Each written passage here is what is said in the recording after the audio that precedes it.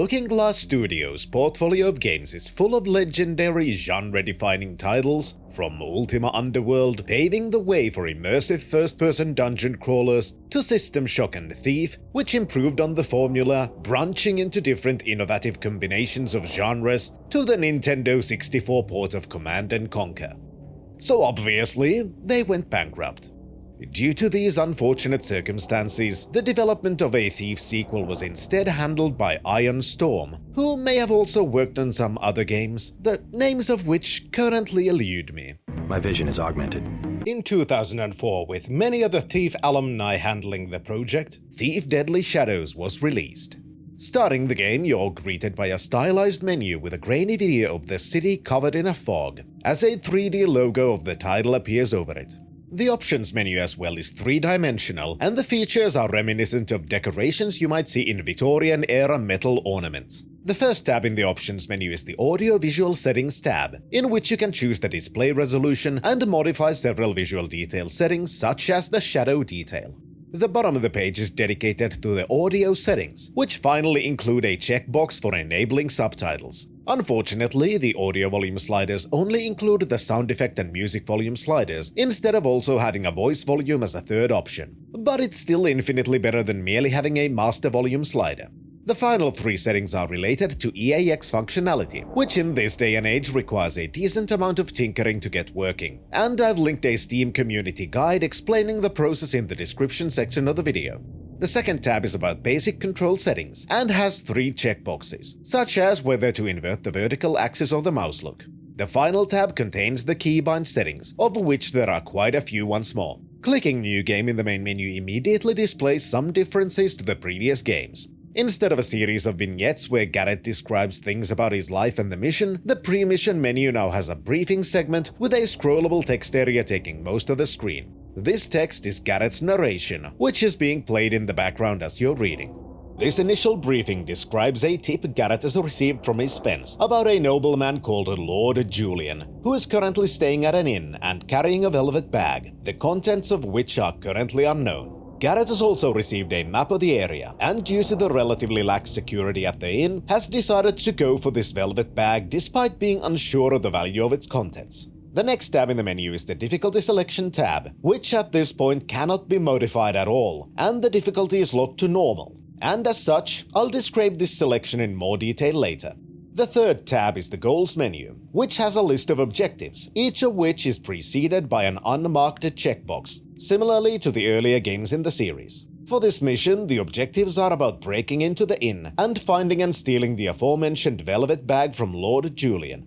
The final tab displays Garrett's current equipment in an interestingly stylized inventory window where a 3D model of Garrett is in a display at the middle, while on both sides of this display are a set of 6 gears, most of which are currently empty. Here it's possible to click on the pieces of gear to see what they actually are, but there's nothing you can do to actually change the equipment or buy any more of it. There are still 2 more buttons on the right side menu. The very topmost button cancels the mission preparation, and in this case returns you into the main menu, while the bottom button starts the mission. As the mission begins, another very clear difference from the previous games becomes clear, as you're immediately interrupted by a blue-tinted window, explicitly stating to you that this is a training mission. And while you can explore at will, the game will guide you through the mission with absolutely no subtlety. Clicking OK in this window finally puts you into the dark streets of the city, as you enter the mission area and immediately see a glowing blue circle with an image of footprints on it. These are in effect tutorial markers, guiding the player towards new lessons. Moving Garrett around is, in a way, very basic for a first-person game, as you have the now standard WASD controls, and can also jump and crouch. What differentiates Deadly Shadows from most first-person games is that the movement can feel weirdly jittery, and sometimes when you change movement directions, it seems like instead of instantly changing that direction, you follow a slight curve towards that direction. Why this is rather easily explained, and is also one of the reasons why this game can feel somewhat nauseating. In Deadly Shadows, Garrett exists in the game world as a full 3D model. This means you can look down and see your feet move around and interact with the environment, and you can also change into the third-person view if you choose to play from that perspective instead. This isn't unique to Deadly Shadows, and in fact I've also talked about Arx Fatalis, which has a similar feature. Why this is different here is that usually you don't actually move around the 3D model, but you move around the camera, which acts as a pretty standard first-person camera. The 3D model then moves around with that camera. In Deadly Shadows, you move around the 3D model while the camera is attached to it. This slight difference in implementation does have noticeable effects, including making the movement of the camera more jittery and causing the movement to feel weirdly floaty on occasion. As such, Deadly Shadows shows why first-person games where your character's model is a part of the actual game world tend to not attach the camera to the 3D model, but do the exact opposite. Thankfully, due to the third-person mode, the game is still very much playable even for someone who easily gets motion sickness, even if to me, playing a Thief game from that perspective just feels wrong. As you reach the first tutorial marker, the game pauses and another full-screen pop-up fills your monitor, explaining about the ways to evade guards by sticking to the shadows. Just like in the first two games, to help with this, the bottom of the screen includes a visibility gem that changes color depending on how well lit you are, giving a clear visual indication on how well hidden you can assume you are. Next, the tutorial guides you forwards by having lit footprints guiding you towards your next tutorial marker placed on a partially lit street with dark alcoves on one side. This tutorial marker explains about guard patrols and has footprints showing a suggested pathway to use in avoiding the patrolling guard in the street. Doing as the tutorial directs you to do leads to the next tutorial marker, which now explains the concept of sound by having you sneak over a metal surface, directing you to move slowly to not make excessive noise, alerting the guard nearby. All of these lessons are things someone familiar with the series should be accustomed to, and it's likely reading the tutorial messages takes more time than actually taking the actions required to reach this point. However, for someone not familiar with stealth games, this very linear but informative segment does teach important lessons required to successfully complete the challenges the game will provide them.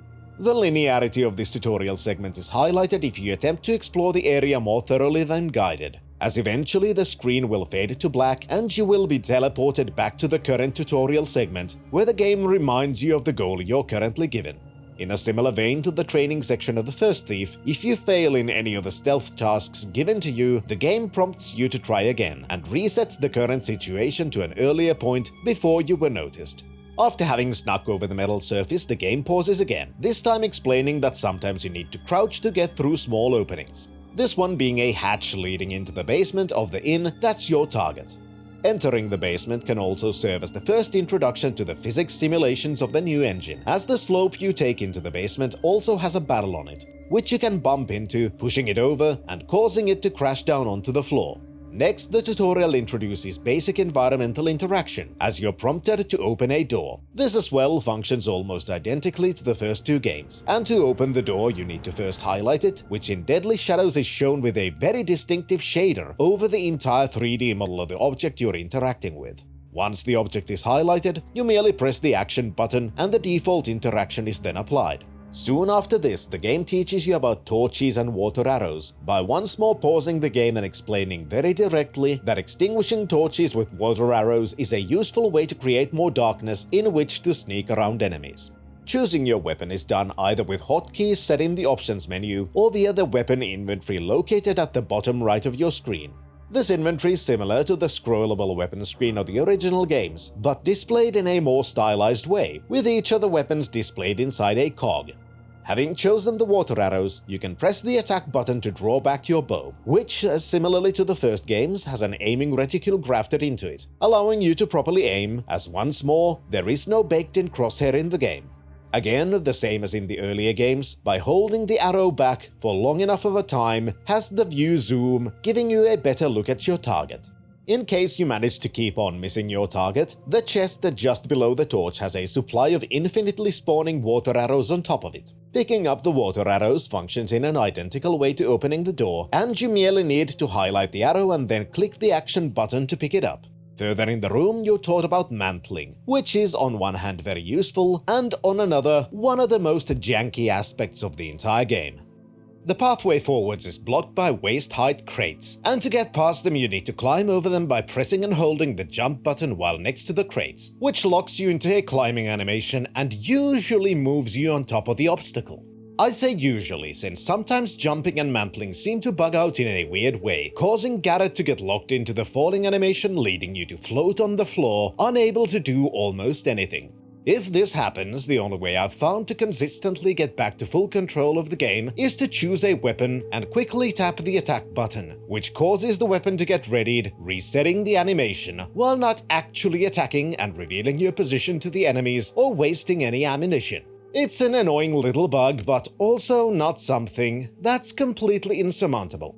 In the next area, the visual capabilities of the engine are showed off in more detail, as you walk past a grating with a light behind it, very clearly showing off the dynamic lighting system, including one of the clear reasons why it was decided that Garrett's model should actually exist in the game world, as you yourself cast a shadow onto the wall. When I first saw this, I was absolutely amazed, and I do have to admit, even to this day the visuals of the game are to me very appealing. The next tutorial segment is a point of admission to me, as I've been showing footage from Deadly Shadows with the most basic version of a thing called Sneaky Upgrade installed. Sneaky Upgrade is a similar mod to Deadly Shadows as T-Fix is for the original Thief, improving compatibility with modern hardware and has mod support with several optional mods included in the upgrade itself. I had intended to play the game completely vanilla, but when I got to this point, the next tutorial segment feature just refused to work. So I installed the Sneaky Upgrade, which allowed me to fully play the game. That feature is the new lockpicking interface, which differs immensely from the lockpicking in the previous games. Now, instead of having multiple lockpicks to choose from and having to juggle them as you're unlocking a door, you have a lockpicking minigame. As you interact with the locked door, Garrett slides into position and enters lockpicking mode. In this mode, a new UI element appears, depicting each of the tumblers in the lock. To successfully complete the pick, you need to go through these tumblers one at a time, rotating the lockpicks to find the correct position on each of the tumblers, which not only changes the sound the minigame emits, but also the animation of Garrett's hands, both acting as a clear indication that you've found the correct spot. Once the pick is in the correct spot, you merely need to wait until the lockpicking is completed and move on to the next tumbler, where you need to repeat the process until you've gone through each of the tumblers, at which point the locked object is opened. In case you aren't already aware, I'm not the biggest fan of these kinds of minigames, especially in games which extensively feature lockpicking or hacking, having you do this minigame dozens or at worst hundreds of times during a playthrough. Regardless of what kind of a minigame it is, eventually it will just become extremely tedious and repetitive, potentially leading to the enjoyment of the game taking a massive nosedive. While some aspects of the lockpicking are massively different from the earlier games, one aspect is retained, and you can disengage from lockpicking whenever you wish, and the progress you've done towards unlocking is retained, allowing you to pick a part of the lock, hide, and return to a partially picked lock later. Behind the locked door, you're introduced to several mechanics in quick succession, first of which is climbing ladders. Considering what you already know about how the game considers the 3D model of Garrett as the representation of the player, it should not come as a surprise that as you walk into a ladder, your view snaps into a predetermined place, as Garrett is attached into the ladder to have the animations properly line up with the rungs. At the top of the ladder, you find yourself in the reception area of the inn, right behind the innkeeper who is completely unaware of your presence. This leads to a tutorial about knocking out characters with your blackjack, a feature which has had some rather massive changes from the first two games. Just like with lockpicking, knocking out people can't just be done from your chosen position. Instead, once you've equipped your blackjack in your weapon wheel, you need to go behind a character you intend to knock out. And once in the proper position, Garrett raises the blackjack to the striking position, at which point you can immediately knock out the unaware person. You can just smack things with a blackjack, but unlike the original games, it does practically nothing, and characters who've spotted you are immune to your attempts to knock them out. While this can be jarring and feel like a downgrade from the original system where you could just pummel people into submission while remaining non-lethal, having this system in place instead requires the player to take a more stealthy approach if they wish to knock everyone out. So I completely understand the logic behind this decision. Once you do knock out the innkeeper, you're introduced to the absolutely best feature of the game, which I wish was way more common than it actually is: ragdolls. Deadly Shadows was released at the peak of games using interactive ragdoll physics for characters, and it's absolutely fantastic. Sure, the positions the characters end up in when knocked out and kicked around aren't necessarily entirely realistic, but they are absolutely hilarious. One of the reasons for why I love the ragdolls comes up when engaging in the next feature, which is carrying bodies. Just like in the original games, leaving unconscious or dead people in easily visible locations is not necessarily a good idea. So to manage around this, you can pick up bodies and carry them to new locations. While carrying a body, you can't interact with anything, you move much more slowly than usual, and you're also more visible, making it a somewhat dangerous situation to be in. But once you dump the body into a new location, that's where the ragdoll physics come into action. And there's little I find more entertaining with these kinds of physics simulations than seeing a wobbly body flop into a random hole I've decided to use as a piling location for all of the unconscious guards. After getting rid of the innkeeper, it's easy to read the book on the counter, which opens up a new full-screen view with a book taking up most of the available space. In this view, if a book has more than 2 pages, you can flip the pages with the arrows at the bottom of the book. This book is the quest register, and you now have found out in which room Lord Julian resides in. A fact which has now been updated into the notes section of your menu, and very clearly indicated with a text pop-up at the top of the screen. As you go further, you're prompted to check your map to find the room, which, honestly, is not terribly helpful in this case. Thief has always had maps which aren't exactly accurate, but the way the map for this tutorial mission is drawn is just confusing to me. Thankfully, it's not at all necessary in the mission, so you can just move forwards to reach your goal. Next of which is a tutorial pop-up explaining how to steal loot, by having a shiny goblet clearly visible in front of you as you ascend the stairs. As with any other object, taking the goblet is done by highlighting it and pressing the action button. For no specific reason whatsoever, except to point out that this feature exists, the next room introduces an interesting feature: pressing yourself against a wall. In effect, this makes you less visible and also restricts your movement until you detach from the wall again. Next, you're faced with a hallway that has the entrance to the room you're trying to get into, but unfortunately there's a guard posted in front of it. Thankfully, the tutorial is very explicit about what is required of you again, and you're directed to equip the noisemaker arrows and use them to distract the guard so you can reach your objective. This is also a part where the linearity of the tutorial is somewhat broken, but if you tried to explore the beginning of the level more, you might not even consider this to be a possibility, as the hallway has a room at the other end, into which you're meant to direct the guard with the noisemaker arrows. Trying to sneak past the guard is unlikely to succeed, so the room seems to be basically inaccessible. This is where the pushing against the wall feature comes in handy, as after you've distracted the guard, you can move closer to this optional to explore room and push yourself against the wall in the darkness, leading the guard to most likely miss your existence completely, allowing you to explore the room and gain some additional loot. Exploring Lord Julian's room allows you to loot more valuable things, but also pick up non-loot items. Loot items have a slight glow to them, distinguishing them from worthless items. Picking up one of the worthless items puts the item into carry mode, and the object can either be dropped or thrown with either the action or the attack buttons respectively. This can be dangerous, as the item will make noise and alert any nearby guards. At the bedside table you can find a note, which once more opens the reading interface, this time with a different graphic used for the object you're reading, as it's a piece of paper instead of a book. Something I really like as a way to increase the immersive nature of the game. This also leads to a pop-up explaining that an objective has been cancelled, which is now reflected in the goals menu, as you found out that Lord Julian is gone and has taken the bag with him. In this note, you find out that Lord Julian is meeting with the cook in a different room, so you go towards the only direction you can, and eventually end up in a larger lounge room where you can overhear Lord Julian speaking with this person. This room is a small compilation of obstacles and features introduced during the rest of the tutorial, having a few slight variations to how you can approach the velvet bag by taking advantage of everything you've learned so far. Eavesdropping on Lord Julian and the person who is revealed to be his cousin's cook informs Garrett of a Rutherford family feud, but also of a very valuable object called the Bloodline Opal, which might be a nice thing to get your hands on.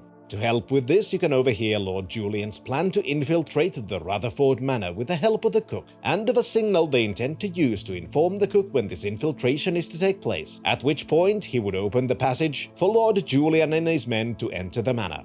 Once you've completed this small sandbox, you can attempt to leave the inn, but you're stopped by a guard who spawns into existence in front of your eyes. This portion explains how to use your inventory and directs you to equip a flash bomb, which can be thrown using the Use Inventory Item button. Unlike flash bombs in the first two games, the flash bombs in Deadly Shadows aren't a solve all problems item, as seemingly a stunned enemy cannot be blackjacked as they could in the previous games, so you do the one thing you can and run. As you reach the small alley behind the inn, you're presented with a pop-up asking if you wish to end the mission, highlighting the different way with which Deadly Shadows handles ending the mission in comparison to the older games, which immediately ended the mission once you had completed all of the objectives. Overall, I think the tutorial does a very good job at introducing not only returning features, which new players might not already be aware of, and new features and feature changes introduced in Deadly Shadows. Obviously, it's a very linear mission, with very few options for additional exploration or experimentation. The major problem I have with the tutorial is that it's very clearly a tutorial, with numerous pop-ups that pause the game and explain features to you, which alone isn't a massive issue, but becomes one when the tutorial is also unskippable, which this one is. I would have preferred a more Thief-style tutorial, where the training mission is an optional segment that can be skipped in subsequent playthroughs, even if doing so leaves you in a slightly less favorable situation at the beginning of the first proper mission compared to if you had done the training segment. Finishing the tutorial leads to an ending briefing menu, where Garrett explains what was done and what his plans for the future are. Leaving this screen shows a cutscene where we once more see more keepers writing their glyphs, which magically warp and transform into other glyphs. Based on the reaction of the keeper writing these glyphs, it seems like this is not a preferable outcome, as the page is ripped out and discarded, as the cutscene ends with a familiar motif of light showing through a keyhole. The first mission begins in a similar way as the tutorial did. You're back in the preparation menu listening to Garrett's narration, while being able to go through the objective menus and such to see your current goals and gear before starting the mission and ending up in the game proper. Unlike during the tutorial mission, this time it's also possible to change the mission difficulty and finally figure out what the difficulty options actually affect in Deadly Shadows. The difficulty changes several aspects of the missions, the most obvious of which is the addition of a secondary goal requiring you to steal a certain percentage of available loot before the mission is considered complete, the percentage of which rises as the difficulty level does. Another aspect which wasn't present in the previous games in a similar way is an objective requiring the acquisition of items called special loot. These count towards the overall loot percentage, but are named items which often have clues revealing their location and means of acquisition within the levels themselves. There was something similar in some levels of the earlier games, but they were separate side objectives requiring the acquisition of a specific loot item, whereas this one is about getting a certain amount of special loot items, some of which will be easier to get than others. Finally, the difficulty affects the awareness of the guards and the damage resilience of Garrett, having higher level guards be much harder to avoid and much deadlier when confronted in direct conflict. For the purposes of this video, I will be playing the game on expert level. As you start the mission, you find yourself in a courtyard of the Rutherford Manor, and get to begin what constitutes the meat of the game. Unlike the tutorial, you're now given options. The first goal is to get inside of the manor, and once inside, find out more about the whereabouts of the Bloodline Opal. This part, in my opinion, has been done really well. In effect, you have two clear ways to enter the manor, one of which has to do with information gained from the previous mission, and you can douse the flame of a very prominent decorative brazier, which causes the cook to open a door on the ramparts, which you can now use to enter the manor. You can also completely ignore that part and just explore the courtyard, which can lead you to a lone window you can climb into and reach the insides of the manor that way instead. Whichever route you choose to take, you can find a note with information about the Bloodline Opal, both of which explain the information from a slightly different perspective and with slightly different details being highlighted. After the very linear and heavy-handed tutorial, having these kinds of ways with which the game teaches the player in a more organic way is a good reminder of what kind of a game Thief is truly meant to be. Similarly, in both entrances, you're quickly introduced to locked chests, which can be unlocked in an identical way to the doors in the tutorial. One very cool aspect about the chests, though, has to do with the focus on immersive development, as unlike in the first two games where the contents of the container were immediately placed into your inventory, unlocking a chest merely allows you to open the lid. And everything inside of the chest is actually inside it, with 3D models representing the objects being revealed as the chest is opened. I love this kind of design, where as little as possible is in menus, and most of the things are actual features of the game world. Most of this area is in function very similar to the first mission of Thief, and acts as a relatively easy introduction to the major mechanics of the game in a more practical fashion than the tutorial did. The level is a somewhat maze-like manner, with the visual themes being that of a small medieval keep. It consists of multiple separate set pieces, each of which is intended to familiarize the player with specific aspects of gameplay. These set pieces include things like a hall with a patrolling guard, which also has a small guard post with a stationary guard who keeps an eye on the hall, limiting the opportunities to sneak past or knock out the guards. There's also an intersection with a stationary guard who occasionally changes the direction they're looking at. These kinds of simple set pieces are a great way to slowly get the player accustomed to different kinds of situations they're likely to face during the game, while keeping the introduction to the practical application of these features simple and somewhat safe. There are also new features which add to the difficulty when comparing to the older games, as the new graphics engine allows for dynamic lighting, which includes guards carrying torches, leading to new kinds of elements to the stealth gameplay of the series. As you explore the mansion, you'll eventually find out that the Bloodline Opal is kept in an underground vault, which can only be opened by Lord Ember, the master of the mansion, leading Garrett to surmise that the solution to opening the vault is likely to be found from the Lord's quarters. This leads to revelations about how the level design differs from the original games. As you've been exploring the level, it's possible to have paid attention to how some of the areas just seem smaller. Even things that are clearly intended to be large halls just don't seem that large, even if the amazing EAX reverb system does make you feel like that's what they're intended to be.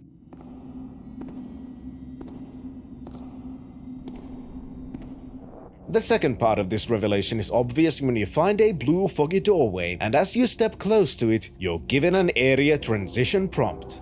The maps in Deadly Shadows are split into segments. Being the first game in the series that was a proper multi-platform release at launch, the design of the game had to conform to the limitations of all the hardware the game was intended to be played on, which clearly had an effect on the overall level design, the extent to which can be debated, and I'm not terribly interested in. For those to whom this kind of level segmentation is a travesty, have no fear. The sneaky upgrade has an optional mod that can be installed, which combines the level segments together and removes these loading screens from the actual missions, though they are still present in other instances, which will become clear later. The second part of the manor adds a few new features, one of which is the existence of elevators.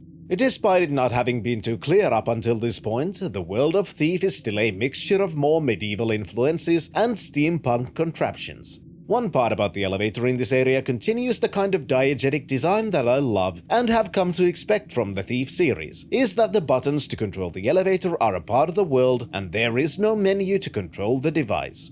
A minor shame about this, however, is that unlike in the previous games, you don't seem to be able to shoot arrows on the buttons to activate them. Another aspect that is reintroduced into the series at this same point is the existence of electrical lights, which cannot be extinguished with your water arrows. Due to the very loud nature of the elevator surface, and also the lights you cannot turn off, it's possible to rather easily get noticed by a guard if you're not careful. Once a guard notices you, they engage in combat, and just like the tutorial taught, they cannot be knocked out while in this alarmed mode. Instead, if push comes to shove, you're also given a dagger that can be used to fight enemies in a more direct way. As a thief, this is obviously not the optimal solution to problems, and fighting a guard directly is likely to cause a massive amount of lost health. Health is displayed similarly to the original games, at the bottom left of the screen, with the exception that the display no longer consists of a row of shields, but instead the shields have been replaced with gems. Once you've lost health, there are limited ways to replenish it, and unlike the older games, food doesn't seem to be one of those options. Instead, you're limited to using health potions, which are used from the inventory wheel at the bottom left, which is the same from where the flash bombs were used in the tutorial segment. During the rest of the area, it's possible to encounter even more gameplay features, such as more eavesdropping, which can lead to the revelation of some interpersonal drama between the Lord of the Manor and his wife. There's also a possibility to engage in a little bit of pickpocketing, which in theory functions in a similar way as it did in the earlier games. You merely need to sneak behind a person who is carrying something valuable on their belt, highlight the item, and press the action button to steal the item. Unfortunately, this seems to be somewhat janky, and sometimes it just feels like the game refuses to highlight the belt item. If someone who does have something to steal gets knocked out, the item does not stay on their body, but instead falls on the ground, from where you need to separately pick it up. While it is relatively simple to just knock everyone out in this area, it's not at all necessary, and the game does its best to telegraph this to the player by having a relatively obvious alternate way into Lord Ember's quarters, by having a guard in front of his door with a large window leading to the balcony outside right behind him. Obviously, the ease with which you can just knock everyone out and get the key to the Lord's door leads to it still being possible that a player would completely ignore this alternate solution to the problem. Lord Ember's quarters is full of nice loot, including one of the special loot items, and is also your target for finding out how to open a pathway into the vault where your primary objective lies. This shows an interesting and cool feature of the game, as despite the vault residing in a completely different map in the vanilla version, the way to open it is right here in the form of a hidden switch on the wall. I like how despite the maps being segmented, there's still some form of interactivity between them. Now with the vault open, you can steal the Bloodline Opal and escape the mansion in a similar way the tutorial was exited, which leads to yet another debriefing and to the next segment of the game. In the briefing, Garrett talks about a fence called Heartless Perry, who has the ability to cut the opal into smaller pieces, making them easier to sell. Reaching this person is now your sole objective as you spawn into Garrett's apartment. This is where a new part of the game is properly introduced. The first two games in the series had separate missions through which you played in a linear fashion, with a menu-based shopping interface appearing between these missions. In Deadly Shadows, this has been completely changed, and instead of a shopping menu, each mission is bookended by a playable segment where you explore the city. Garrett's apartment is a small set piece with one room dedicated to training your thievery skills, including a wall with a lock you can use to practice your lockpicking. These hub segments aren't completely empty either, and in the apartment building you can explore the other apartments and get some more loot to fund your future pursuits. Not only that, if you break into your landlord's apartment, you can find out that he's been blackmailed and can find out about the drop-off point for the blackmail money. Leaving the building via one of the foggy transition gates leads you into the city, where you can overhear a conversation which alludes to the existence of undead in this iteration of the universe. The quarantine is so that, and this is Jesse who said it, so take it for what it's worth, that otherwise the undead would be everywhere. Everywhere? Exploring the quarters of the city can be very useful, as there's plenty of loot to find and even free equipment if you keep your eyes open, though most of the additional areas you can explore are completely optional, and there is no loot requirement during the city hub segments. The streets of the city are mostly safe, since as long as you don't aggravate people, they will just leave you alone. Except for the city guards, who will attack you if they notice you. After all, you're the legendary Garrett, a wanted criminal. To reach the fence, you can either use the map or pay attention to your surroundings, as in both, the more unreputable establishments are marked with a red handprint. Once you do find Heartless Perry the fence, you find out that someone else got to him first. Lady Rutherford, the wife of Lord Ember, has been going around the city with her goons, trying to force out the name of whomever broke into the manor, and Perry spilled the beans, and is also refusing to purchase the Bloodline Opal, instead guiding you towards another fence in a different part of the city. Before going there, however, it's possible to sell most of your common loot items to Perry by either clicking them one by one or by clicking the Sell All button at the bottom of the loot list. Once you've done that, you can visit the establishment next to Heartless Perry's place and will be introduced to the shopping mechanic. As you enter the shop, a new interface opens, depicted as a POV of the insides of the shop. To purchase something, you need to click on the object you wish to buy, which opens the buy interface with a scroll bar that can be used to adjust the amount of items you wish to purchase. This can also introduce one aspect with which Deadly Shadows attempts to balance the economy by having limits on how many of each item you can carry at once, instead of merely limiting the amount you can purchase, as it was in the first two games, where most missions were self-contained economies. This plays into how in Deadly Shadows your equipment is retained between missions, and everything you've not yet used is kept in your inventory for later use, which has led to a different way of trying to find that balance between how much money you will have and what you can use them on. Sneaking past Lady Rutherford's gang of misfits, you can reach a fogger gate leading to the next area of the city, where even more exploration can be done, leading to one of the more interesting aspects of the City Hub feature. Despite it not being necessarily extremely in-depth, Deadly Shadows has some side quests you can follow for additional rewards and even a little bit of lore featuring the regular people of the world, something I was lamenting wasn't focused on more in the previous games. Yeah, that's right. I'm Garrett, Master Thief at your service. McFarley said you had a job for me. Brent, is it? Indeed I do. What? What's wrong? Nothing. I just thought you looked different, that's all. It's nothing. Hey, I'm the greatest thief that ever lived. I ain't concerned about appearances. Anyway, with all that thieving I do, I ain't got time for no baths or nothing. Oh, I see, yeah. Eventually you'll reach yet another area, where another section is marked with a now somewhat familiar red handprint symbol. Here you meet Bertha, who's willing to take the opal from your hands, while also giving you a note from a mysterious man. Next to Bertha's store is another shop selling even more thieving supplies. Both of these places point out more about how the economy has changed. Not every fence is willing to purchase every type of item, and if you were thorough in your thievery, even after the visits to the two fences, you're still left with a decent amount of loot items you weren't able to sell. This obviously means that eventually to sell everything and purchase all the tools you wish to have, it's more than likely that running around several areas of the city will be required, something that towards the end of the game can get a little bit tedious. The note you received from Bertha is opened soon after you leave the store, and it's a note from Keeper Artemis, asking you to meet him. Reaching the meeting point leads to a 3D rendered cutscene, where it's revealed that Garrett has still not gained access to the prophecies alluded to at the end of Thief 2, but is now being given an opportunity to do so by stealing two magical objects, one from the Hammerites and one from the Pagans. Here, another quite interesting aspect of the game design is introduced, as you now have two available missions, which you can tackle in the order you wish to. One of these leads you into the Hammerite compound, and you find yourself in a courtyard outside a rather large cathedral. The Hammerites themselves are merely humans and act similarly to any other human enemy in the game, though they do have their own behavioral patterns which can be taken advantage of.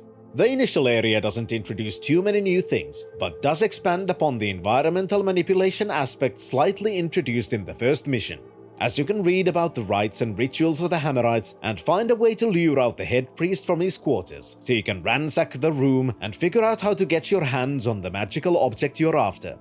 Figuring out how to distract the priest is an exceedingly good idea, since the priest also marks the return of magic-using enemies. Though funnily enough, there is a new little feature added into Deadly Shadows, as it's possible to swipe the magical focus of many mage-type enemies and practically neuter their combat capabilities as a result. As tends to be the case, this mission as well is split into multiple areas, and the second zone is the one which introduces more new things. This second area is a Hammerite factory, filled with all kinds of machinery, and also more metal floors. If you've explored the area so far thoroughly, it's been possible to find moss arrows growing in the shrubberies around the city and at the beginning of this level. Here they become very useful, as they function in a way as a returning player would expect, and shooting one onto a floor creates a mat of moss that dampens the sounds of your footsteps, allowing for fast and quiet movement over noisy surfaces. Not only that, the level also introduces a new tool into your arsenal in the form of gas grenades. These are a new form of a familiar tool, and just like flash bombs, they explode on contact, causing enemies caught in the blast radius to be knocked out and fires to be doused. By using these new tools, it's even easier to explore the Hammerite factory and use their machinery to create the item needed to unlock the reliquary and steal their valued magical chalice. In the factory, it's also possible to be introduced to the undead, as the Hammerites have captured several zombies and are disposing of them using the machinery, showing how fire seems to be an effective way of completely destroying a zombie. The other mission takes you into a pagan hideout beneath the city and begins with one of the least annoying sewer levels in video gaming history. Similarly to the Hammerite mission, this might be the first proper introduction to moss arrows and how to use them to avoid making much noise on metal surfaces. But that is not all the level introduces. While the Hammerite level gave the player gas bombs, the pagan level introduces a more lethal piece of equipment in the form of explosive mines. The mines work in a very similar fashion to their thief counterparts, and using one from your inventory wheel throws the mine forwards until it comes to a stop when it hits the ground, instead of sliding along as they did in the first two games. After hitting the ground, the mine activates, and a familiar ticking noise makes it known that the mine has now been primed. Unlike Thief 2, it doesn't seem like you can actually disarm the mines, but if you have accidentally blocked off a route you wish to use with a mine, it's possible to use arrows to trigger it and clear the path. The mines are also more traditional in their function, as once something triggers it, it merely explodes instead of shooting up a fireball. The level also introduces a new type of enemy, a wooden creature controlled by the pagans, which can be very deadly if engaged directly. The first treant you encounter is also an interesting educational opportunity. One of the more obvious ways to handle these enemies is given to you in the form of the mines, or fire arrows, which can occasionally be found in campfires, and cause an explosion which deals a significant amount of damage, and can also light doused sources of fire. But there is something the game doesn't explicitly explain, but is extremely useful when found out about. Your blackjack is a valuable tool, and how it can only be effectively used in very specific situations, as you're sneaking behind an unaware enemy should at this point in the game be very familiar to the player. What the game doesn't properly explain is that your dagger functions in a similar way, and if you sneak behind an enemy with your dagger equipped, you get a new animation where Garrett raises the dagger above his head. This denotes an opportunity to backstab the enemy, which is for the most part an immediate one-hit kill. What is absolutely amazing is that you can use this backstab function to kill multiple types of enemies, including the treants, in a way which doesn't expend your limited resources. While the game only explains this in the inventory menu, it at the very least is mentioned in the manual, which is a very good thing. Another similarity with the Hammerite mission is the requirement to complete specific steps to gain access to the primary goal of your expedition. In the Hammerite factory, it was about using the machinery to create a cog to unlock the reliquary, and in the pagan territories, you need to complete certain steps of a ritual which release the magical item called a Jacknal's Paw from the clutches of the tree within which it resides. These kinds of steps act as a good way to teach the player that reading as many books and notes you can find is a good idea, as sometimes completing the mission without the knowledge contained within those notes is going to be difficult.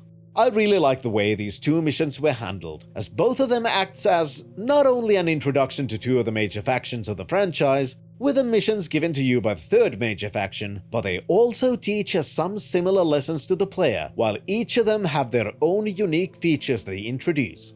This also means that the order the player decides to tackle the missions can give them useful equipment not available in the other mission, but in which they could be useful, such as having gas bombs for the pagan mission, if the player has completed the Hammerite mission first.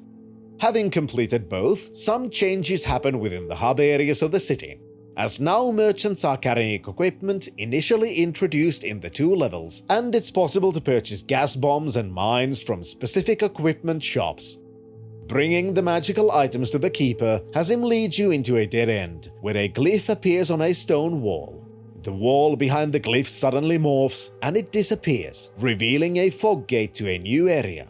Here you're treated with a cutscene, where the pair of an old woman and a young girl returns. The older reads from a book in a mysterious language, while the girl translates these words for the rest to understand.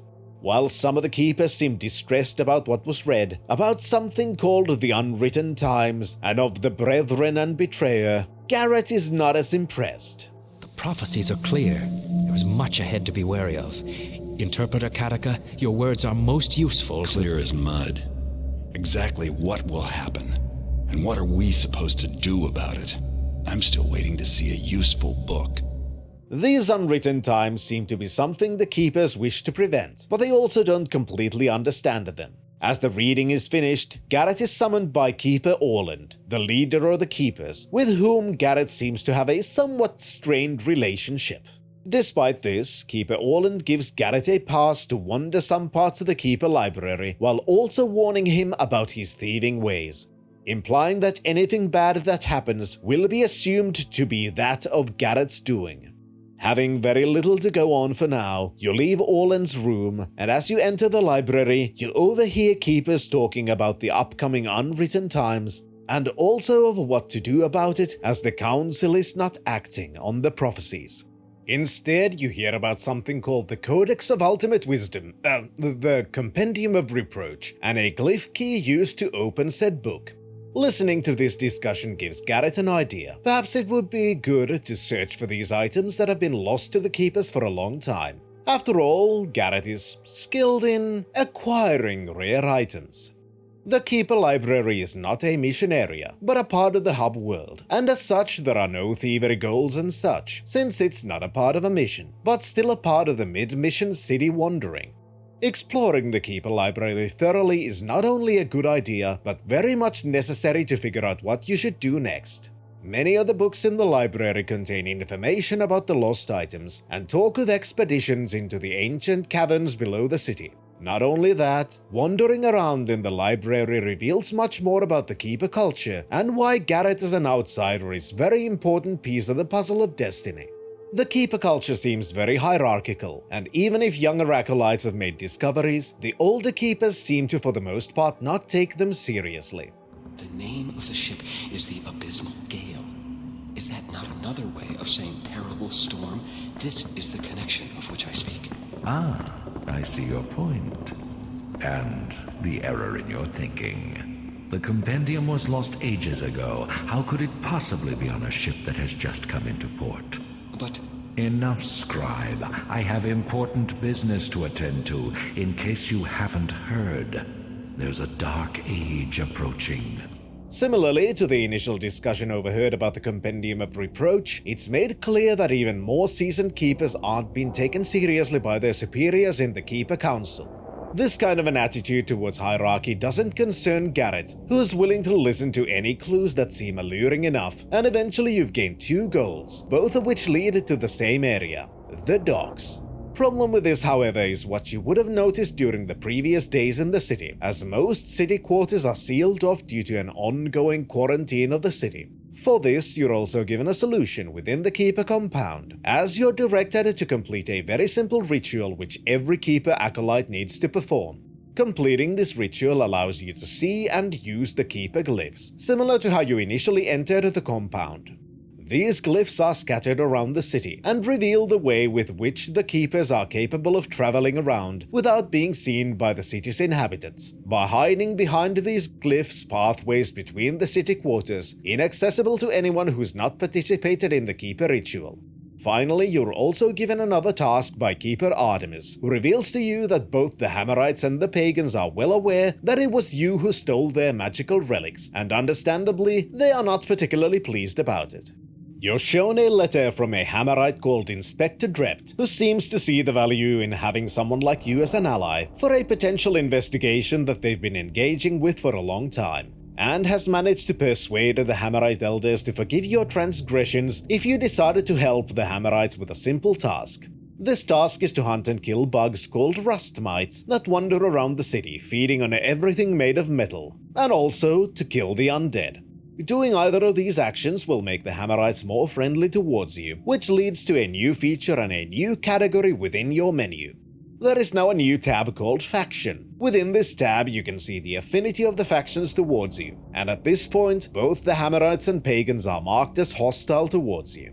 Following Inspector Drept's instructions and completing those objectives will slowly but surely improve your relations with the Hammerites, eventually making them not hostile towards you, which is obviously something that could make certain parts of the game much easier. Of course, the faction rating isn't only about positives, but stealing from the Hammerites and attacking them will lower their affinity towards you. You're also told that another note, such as the one Inspector Drept left you, can be found from the docks. This one left by the pagans, who have their own demands to not try and kill you on sight. In the note, you find out this deal is out of respect for Victoria's memory, with whom Garrett once had an alliance. These tasks are also relatively simple, and you can use elemental arrows of each type to slightly raise your reputation with the pagans at their enclave, or use your moss arrows to grow vines at specific cornerstones. This one, for the longest time, I had no idea how to do, as the cornerstones aren't particularly obvious, and many of them are hidden in the shadows, making them difficult to see. Within the docks, you can also find a new fence who's finally willing to purchase many of your accumulated items, and also a shop that sells a new tool called climbing gloves.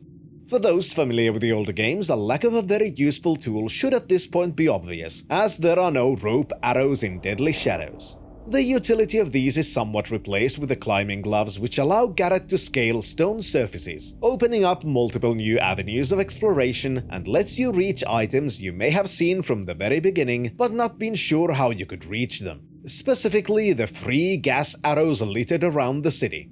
Compared to the gas grenades, the arrows have some benefits and some negatives. The positive is that the arrows have a long range, but the most negative aspect is that the gas cloud emitted by the arrows is smaller than that of the grenades, meaning you also need to be more accurate with the arrows when compared to just tossing a grenade somewhere near an enemy. One thing that might also happen as you're exploring the docks and trying to compensate for the somewhat weird edge detection when jumping is that you can fall into the water. Unlike the previous games, this time Garrett cannot swim and instead drowns and dies. Well, kind of. The first time you either drown or get struck down by the guards in these hub zones, you don't actually die, but instead you're captured and taken into the Pavelock prison. This is a completely optional and missable level where you're tasked to escape from your cell, recover all of your equipment, and finally get out of the prison entirely. I really like this, and it's another feature which for the longest time I didn't even know existed. Once more, having 2 missions available, each of which is said to include one of the objects you're now looking for, the player gets to choose the order in which they tackle them. One of these missions takes you on a ghost ship called Abysmal Gale, which sailed into the docks with all of the crew dead and only zombies left aboard. As you enter the Abysmal Gale, you're immediately faced with a zombie, and right next to you, a bottle of holy water. This is a very simple little set piece that introduces the concept of holy water in Deadly Shadows. Unlike the earlier games, holy water no longer infuses your water arrows with a divine power, but instead they act as throwable items that can be used to attack an undead enemy directly, or by leaving a puddle of holy water on the ground, which does periodic damage until the undead is either dead or the water evaporates. Very soon, the player might also notice that they hadn't actually been given a mission briefing, nor do their objectives actually contain any stealing objectives. In fact, the Abysmal Gale isn't a mission, but yet another hub area where you need to reach the end of the area to gain information, which in turn unlocks the next mission. The Compendium of Reproach indeed was on the ship at one point, but no more. The captain of the ship wasn't as much a merchant as he was a pirate, and the compendium, looking like a golden slab, was taken to his house for safekeeping. With this knowledge, you now know where to go for this important relic. The level itself is a fun little excursion into an affluent mansion of the deceased captain, whose wife has unfortunately broken down as a result of this shocking event. One of the interesting parts is that this is one of the first levels you can actually play after acquiring the climbing gloves, and some parts of the level geometry have clearly been built around giving the player optional routes that take advantage of this new tool. Other than that, the level continues the trend where some goals require the player to figure out connections between different rooms by reading notes, or even using a mechanist Victrola, where the late captain has left instruction to his widow on how to find the hidden treasures within the mansion. The other available level takes Garrett into the caverns beneath the city, into something called the Sunken Citadel, which doesn't seem to be the same place as the Lost City visited in the earlier games. Here you have little to go on, and instead need to follow the trail of Keeper Rafe, who disappeared in the Citadel while looking for the glyph key. To do this, Rafe has drawn Keeper symbols around the cave, displaying the route he took. This level also introduces some new enemies in the form of amphibian humanoids called the Kershok, who are definitely hostile and seem to have at one point been servants of the pagan god, the Trickster. until there was a dispute over a magical artifact now known as the Kershak Crown. In addition to the Kershak who live in these caverns, the level also reintroduces the Ratmen of the first game, who still serve the pagans, and are a part of a pagan excursion into the sunken Citadel, as they are trying to find the crown they consider to be stolen and rightfully theirs. It could just be that the game is getting further and I've been playing on the expert level, but to me this point began to show some moderately annoying issues about the stealth mechanic. Both the Kershak and the Ratmen seem to have pretty much superhuman senses, making stealthily taking them out very difficult sometimes without expending tools. Since on the expert level you're required to make a lot of gold, this isn't really that much of an issue, as it's possible to completely avert the issue by using moss arrows to dampen your footsteps or by using any of the gas-based tools to knock out the enemies. Part of why the level makes the enemies feel like this is because most of the surface is gravel, which has always been one of the most audible surfaces in the franchise, and even the parts of stone flooring are not exactly quiet. One of the more negative aspects of the loot system, especially when playing on expert, where you must find all of the special loot items in the levels, is highlighted in this mission, and I tend to forget it every single time I play the game. The third special loot item in the mission is a Kershak tapestry, which is tucked into a nondescript corner behind physics objects that are not particularly fun to try and get past. And to make finding this item even more fun, there doesn't seem to be a loot glimmer effect that the player would at this point expect from every single loot item. This same issue is rather common throughout the game, as a similar but not as bad version of it is evident with stealable paintings, where the loot glimmer is often faint and localized in the top left corner, making it pretty easy to miss. Eventually you find Keeper Wraith, who has not survived his ordeal, but fortunately for you, had found the glyph key before succumbing to the onslaught of angered fishmen. You can also read his journal, where you learn that he had barricaded himself in the room you found his corpse in, and was becoming more hungry and desperate as days passed, believing that no one would come to rescue him, even believing that the keepers deliberately set the stage in a way where he would not return. With a glyph key and the magical crown of the Kershak in your possession, you finally leave the damp caverns and return to the Keepers, where the interpreter reads from the compendium, speaking of an event where the passage of time stops, which leads to the evil ones being pointed out. When the progress of time ceases, the one will be appointed. No. Cor malus reportorta in visita bloom. The evil ones will be pointed out for all to see. As keepers are who they are, they decided to wait and see what these words mean. But Garrett is not content with his option, and decides to try and hasten the process by stating his plan to break into the clock tower to sabotage it and, in effect, stop time. Keeper Orland attempts to order Garrett to stop, but he doesn't care, and so you're back in the city. This is also a part where the player is quite cleverly forced to upgrade their gear, as it's not possible to reach the entrance to the clock tower without the climbing glove upgrade. Since the climbing gloves are not particularly cheap, it's also possible to spend all of your money on consumable gear and then not have enough to purchase the gloves. This is not a softlock situation, however, as the inhabitants of the city carry many valuables and also respawn periodically. It's possible to have noticed this very early on, as a reasonable reaction to exploring the hub areas is to try and knock out everyone in those hub zones in a similar fashion to the missions, and then realizing that the flow of people just doesn't end. At this point in the game, the true purpose of these respawning citizens becomes abundantly clear, and it's not merely to give the hub areas a more lived-in feel, but also to ensure that the player can't accidentally put themselves into a situation where progressing further is impossible. The level itself is rather interesting in how it's segmented into little set pieces as you descend deeper and deeper into the clock tower. The only issue with that is that sometimes climbing back up can be moderately difficult, since edge detection is occasionally a little bit janky in Deadly Shadows. But this is rendered unnecessary if exploring each of the set pieces properly for all of the necessary loot items on your first time visiting them. Once you manage to halt the clock tower mechanism, things take a rather dramatic turn. Instead of merely stopping time, you manage to cause so much damage that the entire clock tower comes crashing down. Imagining that this isn't gonna make the City Watch particularly happy, Garrett decides to return to the Keeper library to lay low for a while. However, This doesn't go that well either, as during your absence, Interpreter Cadusa, the old woman, has been murdered, and unsurprisingly, Keeper Orland blames you, ordering your capture so you can be put on trial. The opinions of the Keepers vary, and many are not convinced of your guilt. But this doesn't matter to Keeper Orland, who seems hell-bent on convicting you and ensuring that none speak of the consequences of your expedition into the clock tower.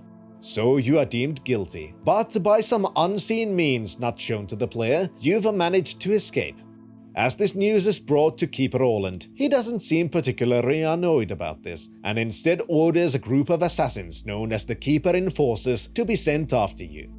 The next part takes place in the city hub, but now with some changes. Not only do you find yourself in a new previously inaccessible area, but the quarantine has been lifted, opening new pathways through the city. Since some of the Keepers are now after you, this has also caused another change, as the Keeper glyphs previously used to facilitate easy travel between areas are now red, signifying that they have been sealed and are thus unable to be used. Exploring the city hub following Garrett's musings about trying to figure out what to do next is made more difficult by streets now having many more enemies, some of which include the Keeper Enforcers, armed with magical foci which they use to shoot bolts of energy at their opponents.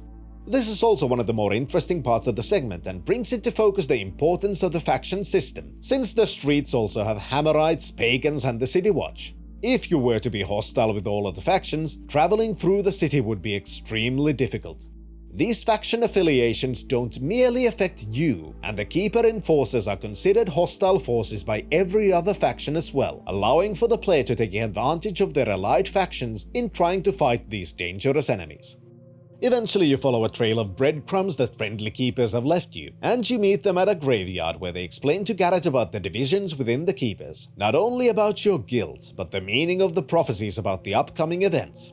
While it was already shown in an earlier cutscene, it's made even more clear now that a part of the prophecy might have been revealed as a consequence of your actions, as from certain angles, the fallen clock tower resembles an arrow pointing directly at the office of Keeper Orland in the Keeper compound.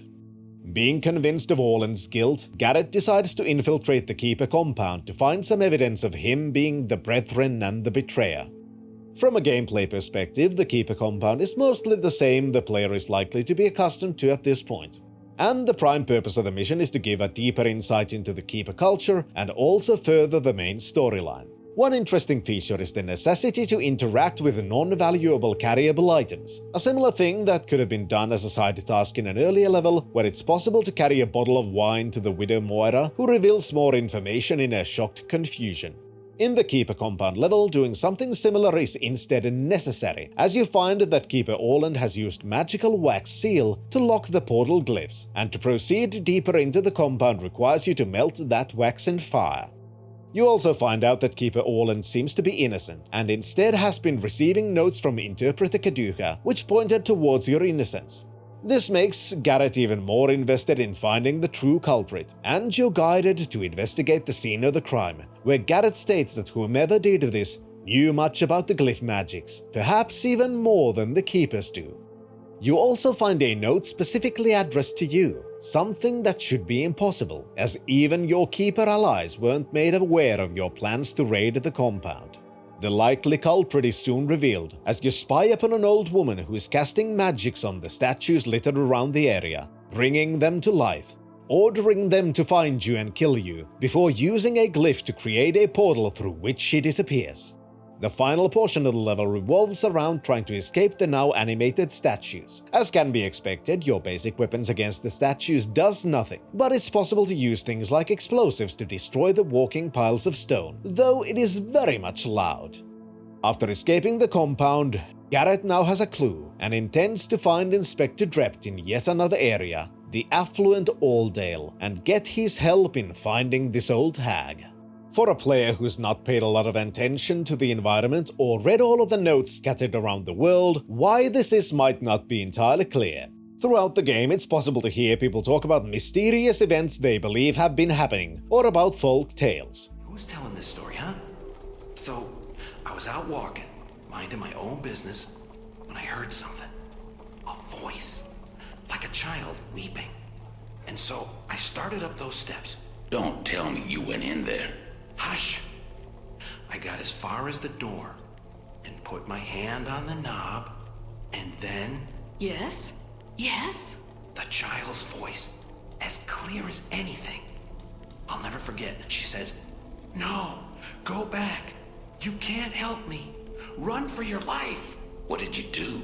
What any sensible bloke would do. I run for my life, didn't I? These might at a first glance seem like curious bits of world building, but it's not entirely true, as most of these overheard conversations actually point towards the main storyline. Not only that, during one of the first available missions into the Hammerite compound, you could read Inspector Dreft's notes and find out that he's been dedicating his life to finding a mysterious hag that he believes murdered his childhood friends. He also mentions this hag in the note left to you after stealing the magical artifacts of the two major factions, in the same note where you were given tasks that would help you raise your reputation with Hammerites. Drept being rather excited to have his childhood memories validated by encountering someone else who has seen this hag as well, willingly imparts information to Garrett, explaining that while his investigations have recently led him into the quarter of Oldale, everything he knows began at the orphanage in which he grew up in, called the Shalebridge Cradle. Having little else to go with, Garrett decides that this would be a good place to begin his own investigation into this mysterious old woman. The next mission is probably the most remembered of the entire game, and for a good reason. As tends to be the case in Thief games, there are levels which mess with the player's expectations. Whether it's the sudden appearance of the undead in the second level of Thief, or the focus in using machinery to construct devices in the final mission of Thief 2. The Shalebridge Cradle is the Deadly Shadows version of this trope, and a rather fascinating one at that. You begin outside of this now abandoned facility, a massive Victorian-style complex with a foreboding atmosphere. As you find a way inside, you enter the maintenance tunnels beneath the main complex, the wet and dark corridors enshrouded in darkness, and ominous ambience filling your ears.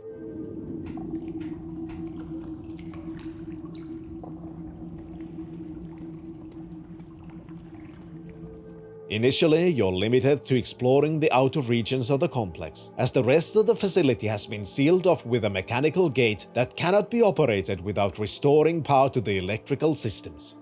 One of the best parts of this segment is that there are absolutely no dangers to be found, but the atmosphere created by the soundscape and the art design still keep you on your toes, since after everything the player has gone through, there's bound to be an expectation that some kind of a danger is lurking around the corner.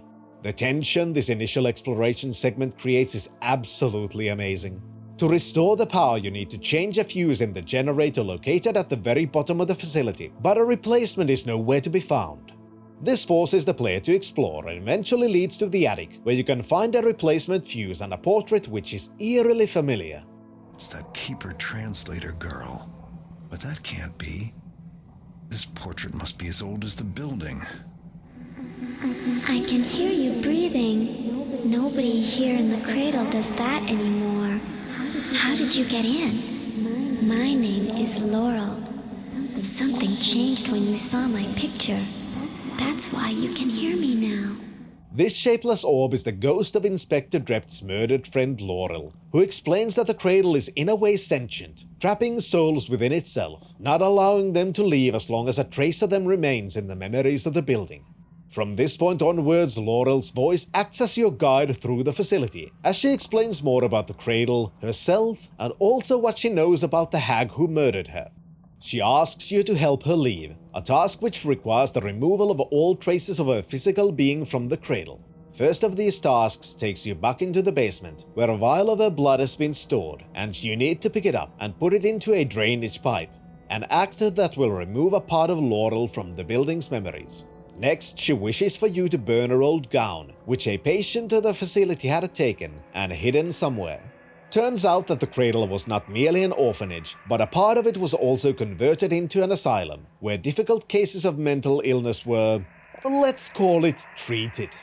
This patient was blamed for Laurel's murder, despite the Dreft's protestations, but the staff did not take the ramblings of an orphan child seriously. Restoring the power to the building not only allows the player to enter the asylum portion of the building, but also restores the bright white electrical lighting, which one might expect would make the level less tense, But that is far from reality, as the architecture of narrow corridors in this cold stone monstrosity remains unchanged. The second part of the mission changes again, and the implication of existing danger changes into actual danger, as you're introduced to the residents of the asylum who still wander the place in which they were subjected to inhumane experiments. Obviously, the patients aren't exactly alive and count as undead creatures. In many ways, they are similar to zombies, but even more distressing in their movements and behavior. The similarities to zombies include the ways with which to kill them, and while the patients are quite terrifying, they can be blown up, dispatched with holy water, or by using flash bombs, which is one of the easiest ways to get rid of undead enemies in Thief, especially in Deadly Shadows where you can carry a large amount of flash bombs at once. The one issue I have with the flash bomb strategy is that it's not particularly well explained as an option, and to be honest, I never figured it out myself, but merely bumped into the feature at the Game FAQs forum around the mid-2000s. In a way though, for the purposes of the mission, not being aware of the flash bombs being effective against the undead is actually a good thing, since every other means of killing the undead are severely limited, leading to even more tension as the player is led to consider whether to try and avoid these fast and deadly enemies or to try and kill them with their very limited equipment. Eventually, as you explore the very uninviting and prison-like asylum, you find Laurel's gown and burn it in the still flaming morgue furnace. This pleases her, and she explains only one thing of hers remains in the Cradle's memories, her journal. But to be able to properly destroy it, you need to enter these memories by impersonating one of the patients. Basically, this part is about finding a toy that one of the patients had while they were still alive, and place it into the appropriate location. Clues to which item belongs where can be found from the ample entries of the orderlies around the asylum. Once you've done this, you enter the past as this patient, leading to the next phase of the mission. In this phase, the geometry of the level changes slightly, and a previously inaccessible area is now opened. Not only that, there are new enemies, the shadows of the orderlies who used to work here. However, as you're not yourself in these memories, all of your equipment is unavailable, requiring a fully stealthy approach to the segment. While having no gear can make the level feel more difficult, there's also a kinda sorta life system in this part. As if you're caught while in these memories, the toy you used to enter the past is taken away and you need to find a new one, until you have to go in as yourself. This would be far more effective as a means of creating more tension if the game didn't have a comprehensive save and load system, where you can save absolutely anywhere and at any point in time. But I prefer a good save system over a single level having a high amount of tension, since limited lives and a checkpoint system in a game like Thief would likely just end up being more annoying than exciting. As you explore the Cradle's memories, Laurel explains more about her murder and Drept, and eventually you find a diary and burn it in the furnace. One final piece of her existence remains, and you're led to clean the bloodstains at her murder scene. Once finished, Laurel is excited. She can finally leave, as the Cradle's hold on her soul has now been severed. But as you try to exit, you're returned back inside. The Cradle now remembers you, but Laurel has a solution. To leave, you must enter the memories of the Cradle as yourself, but this time, there are no checkpoints. In effect, this segment is identical to the previous entry into the memories, except this time you can stealth kill the shadows of the orderlies. It's also not an extremely long segment, as you delve into the final new area of the Cradle, where you end up jumping out of a window, leading the Cradle to believe you're dead, allowing you to leave. The Shalebridge Cradle is an amazing level. There's ample tension and the atmosphere in it is amazing. For the most part, it's also one of the most linear levels of the entire game, as it's clearly segmented into separate parts which have to be completed in order. For the purposes of the level, however, this is not at all a negative thing, but it's used effectively to craft a story around this abandoned facility where you can learn the story of the horrors and atrocities that took place within the walls. One criticism I've heard is that the level doesn't particularly advance the main story, but in my opinion that's not entirely true, as the level acts as an introduction to the past actions of the Hag. But even if that were the case, so what? The story of the Cradle itself is interesting and the level is amazingly well crafted, making it an enjoyable experience, and to me, that's the most important part. There is one criticism, however, which makes me dread playing this level, despite it being amazing. I suffer from mild photosensitivity, and blinking lights aren't particularly enjoyable to me, to put it mildly. Most of the atmosphere in the cradle works well for me, but the undead patients have a rather annoying effect in addition to everything that makes them unsettling. If you suffer from photosensitivity, skip to the time code on the screen, or just don't look at it right now.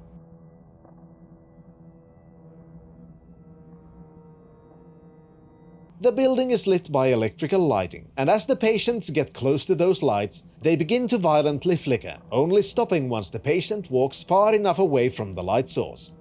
What makes this even worse is that unlike zombies, once you kill one of these patients, their corpse remains and is immovable. This of course is a great way to add tension, since it's possible to feel additional tension as even the corpses break the expectations of the rules the game has set so far when it comes to dead enemies. Either the corpses dissolve and disappear, or you can move them. This, however, is not the case here. That also means that if you kill one of them near the electrical lights, those lights will keep violently flickering in perpetuity. While for many this is probably a complete non-issue, but for someone like me, I think it's important to know of this aspect of the level, which is a bit of a blemish in an otherwise amazing map. Once outside the cradle, Laurel beckons you to follow her to her hidden gravesite. After the hag had murdered Laurel, she hid her corpse so it could not be found. This is so the hag could use her glyph magic to take Laurel's appearance and appear as the Keeper Translator. Reaching Laurel's grave hidden deep within the Hammerite catacombs, Garrett begins to use Laurel's blood to destroy the glyphs drawn onto her grave. Simultaneously, the Keepers are in the process of promoting Translator Gamal into the Interpreter, giving her the power to decipher the prophecies. As the glyphs are destroyed, the magics the hag had used to steal Laurel's appearance begin to break, and Gamal transforms into the disfigured hag in front of the Keepers. They attempt to fight her, but to no avail.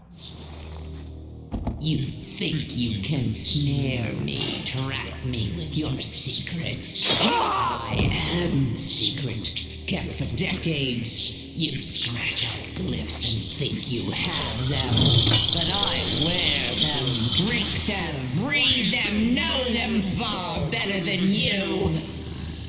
With Laurel now fully released, you return to the Keepers who have sustained severe casualties and have a semblance of an idea of what needs to be done next. Gamal had used the Keepers to find more information about the magical objects you stole earlier, also known as the Sentients, and about something called the Final Glyph. These are somehow connected, and the Keepers task you with stealing the Sentients from Gamal, preventing her from activating the Final Glyph. Being the unexpected hero that he is, Garrett takes off, with some ideas on where to find Gamal's lair, and thus, the Sentients. The lair itself is a treasure trove of exposition. It's revealed that Gamal used to be a Keeper centuries ago, as they found something called the Glyph of Transmutation, which she has been using to steal the appearance of others and to extend her life. She was seduced by the power of the glyphs and has been taking actions to erase the knowledge of the glyph and of herself from the Keeper library. She has also hidden something called the Glyph of Unbinding within her lair, something she doesn't want Garrett to get his hands on, as according to her notes, having the glyph would allow Garrett to use the blackjack to destroy the magics in her stone minions, completely dismantling them. In the deepest parts of her lair, you find her library and a map of the city. In here, Keeper Artemis finds you and explains that unlike what you were led to believe, Gamal doesn't wish to activate the final glyph, and neither do the Keepers, but that is exactly what you are meant to do. Exploring the library properly will also reveal that not only was the final glyph created by the ancient Keepers as some form of a failsafe in case someone were to misuse their immense power, but they created the Sentients to be the key to the glyph, purposefully made with free will, so the glyph could only be activated when the Sentients chose that the time was right. Currently you only have some of the Sentients. Thankfully, the rest of them have been collected into the local museum for display, signifying that the Sentients wish to be found, as usually they avoid each other's presence. The next and final mission is in most ways a pretty basic thievery mission, but there is one interesting aspect to it, as at this point you either have 2 or 3 of the Sentients in your possession, one of which is the Kershak Crown. If you had sold it during the game, which is very easy to do if you press the Sell All button, it's found in the museum. But if you haven't, it's replaced by a generic loot item. As you reach the Eye, It talks to you again, similarly to the first game, and acts as a kinda sorta guide for the rest of the game. Final portion of the game takes place in the city hub, as you're meant to find a monument in each of the districts and insert the appropriate sentient into its base. While doing this, Gamal and her statues try to stop you, and plenty of mayhem can happen, as they are hostile to absolutely everyone. Thou shalt regret thy trespass. Share flesh and blood. It is the eye that I see. Painful to lose it. That's why you are the... Having found each of the monuments, you insert the eye into the final socket, and the final glyph is activated. Doing so has very far-reaching consequences, as every glyph is erased from existence. All of the moving statues suddenly stop, the Keeper books become empty, and all of the magics used to hide the Keeper library dissipate, revealing the building, which causes some confusion within the population. As all glyph magic is now gone, so are the magics of Gamal, who appears now as a frail old woman, desperately attempting to use the glyphs, which refuse to respond. With his action, the world has now been changed, and the unwritten times have arrived. The Keepers themselves are unsure of what to do, and how they should continue in this new world without the prophecies.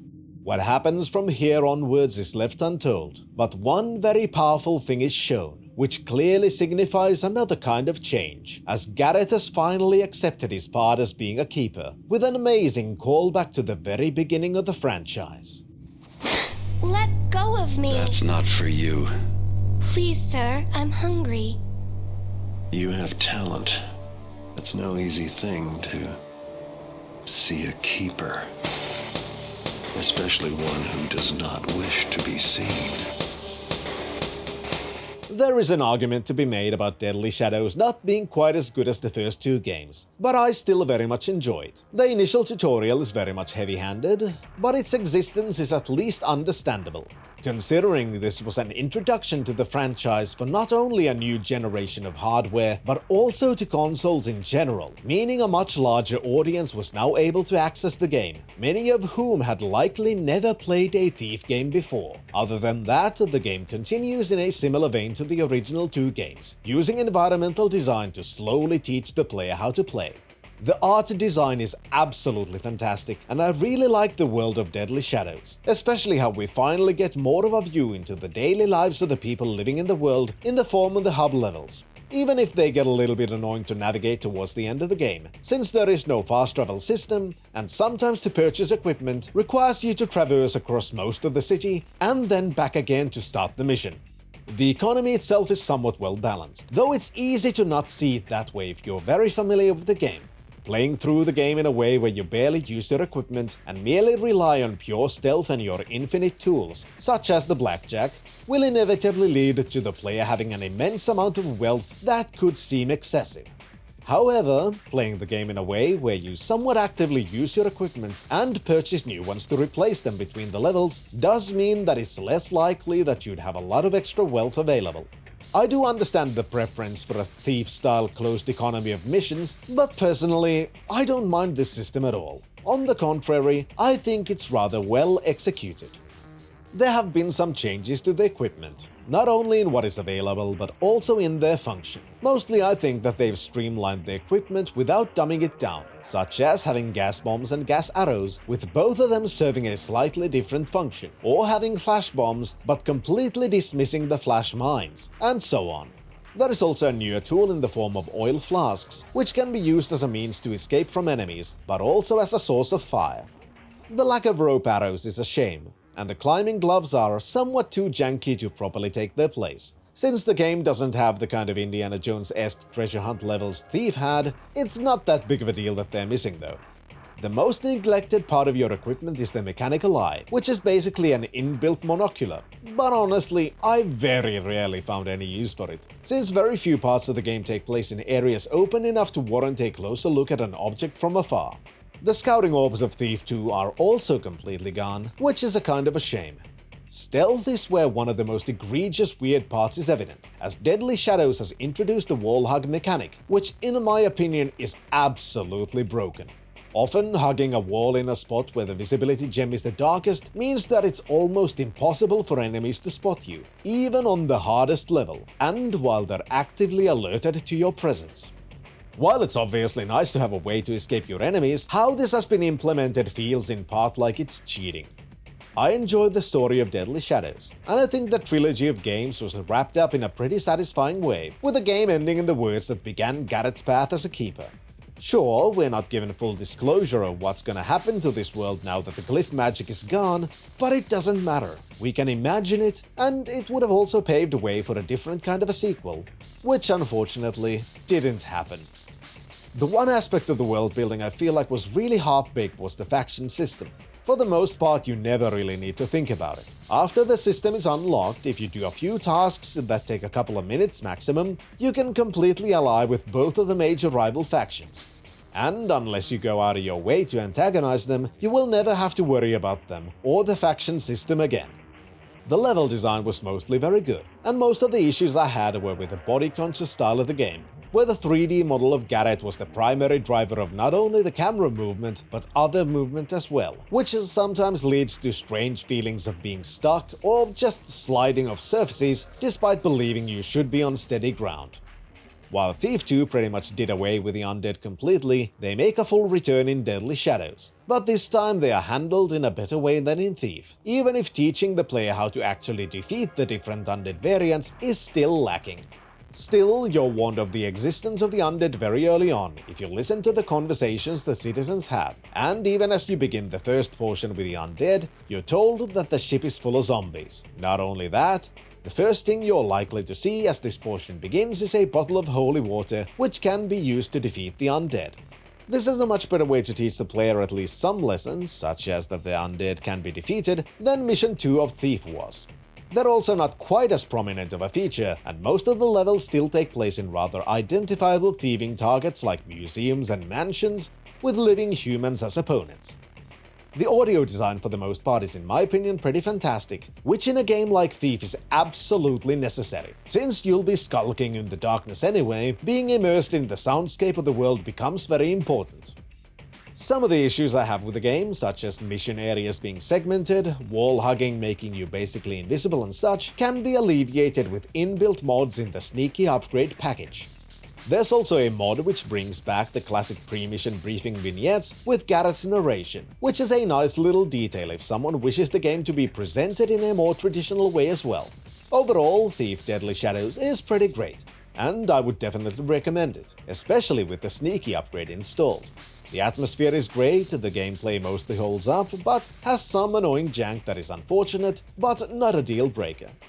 First off, I'd like to thank my Patreon and Ko-fi supporters: Daniel Heinevetter, High Food Court, Iliad Drone, Paul Leone, The Bloke, Daniel Zupka, Kyriakos, R. Theron, Zai, Andrew Younker, Isaac Groves, Masaz, and Professor Fessa.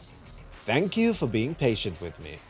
Sometimes I try to push myself a little bit too hard, and especially during this season with all of the tech issues I've had, I just needed to unwind and not push myself too much just to get a video done faster. Which I think was a good idea, because I was able to regain motivation not only for this, but also for streaming, which is an absolutely fantastic pastime. And everyone who's been joining those has been absolutely fantastic company to hang out with. I've also been thinking about making kind of mini reviews of sorts that aren't quite as in-depth as these videos, but more of traditional reviews of games I'd like to highlight, but don't feel like it's right to completely spoil them, as they're too recent, and I'd like for people to support the developer by experiencing the game themselves. Who knows if I'll actually get there, but I like having the kind of motivation where I'm considering doing more things. But that is it for this time. Thank you everyone who's been watching these, liking and subscribing and commenting. It means a lot to me, and you're all amazing for supporting this fantastic journey through video games. Until next time, Fintrovert, signing out.